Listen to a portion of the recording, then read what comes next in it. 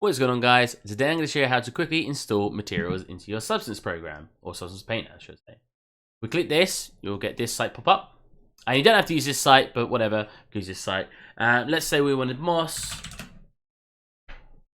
And let's go for... Oh, that could be useful in a project I have soon. Get into here, click download. Download.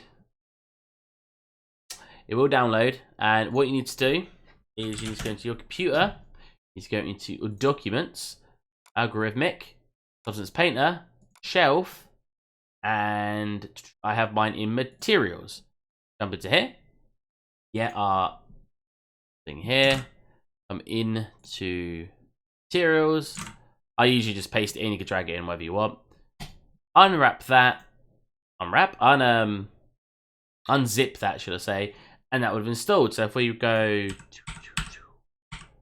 to old roof, what was it called? It was literally called old roof tiles. Come into Substance. If we write in old now, we have old roof tiles, and it just automatically puts itself into the program live.